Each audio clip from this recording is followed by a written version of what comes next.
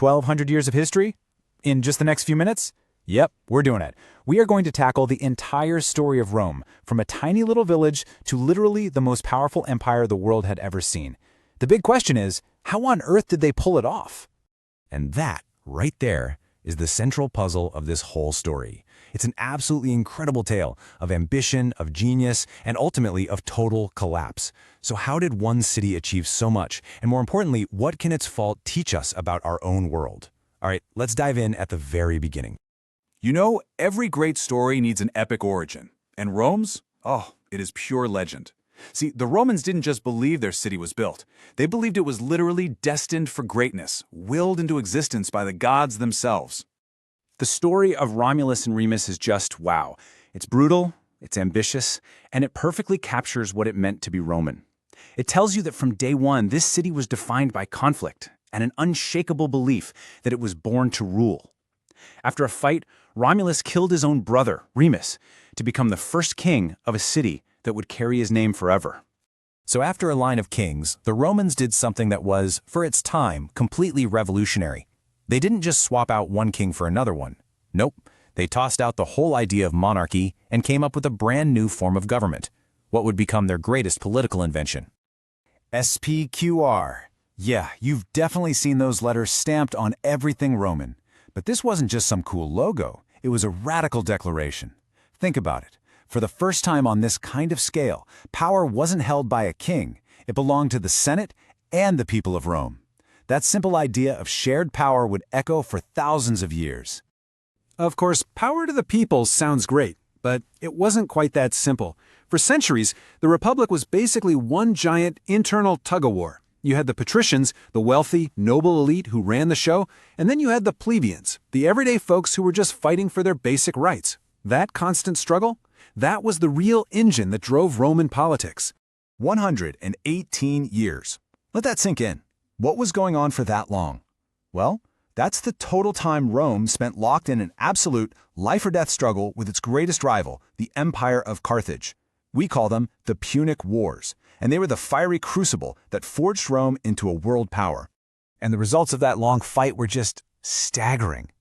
Before the wars, Rome was, a regional power pretty much stuck in Italy. But after beating Carthage, they were the undisputed masters of the Mediterranean Sea. We're talking North Africa, Spain, all the major islands. Rome had officially become a superpower.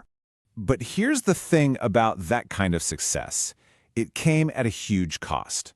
All that new wealth and all that new territory started pouring into Rome, and it began to corrupt the whole system. The Republic, which was really designed to run a city, started to crack under the weight of running an empire. This led to a century of unbelievably bloody civil wars. And this right here, this is the point of no return. You have these powerful generals with armies loyal only to them, and they start to challenge the Senate. When Julius Caesar crossed the Rubicon River with his army, it was a blatant act of treason. He was betting everything, gambling that he could seize power all for himself. And that one bet triggered a rapid, violent end to the whole system. Caesar wins the civil war, declares himself dictator for life, only to get assassinated by a group of senators trying desperately to save the Republic. But it was far too late. Another round of civil wars kicked off, until Caesar's adopted son Octavian was the last man standing. He took the name Augustus and became Rome's very first emperor. The Republic was officially dead. So after a century of pure chaos, Augustus brings something nobody had seen in generations: stability. For the next 200 years, the Roman Empire would enjoy the Pax Romana, the Roman peace. And this wasn't just peace kept by armies, it was an era of incredible achievement. Roman engineers built 50,000 miles of roads and massive aqueducts that still stand today.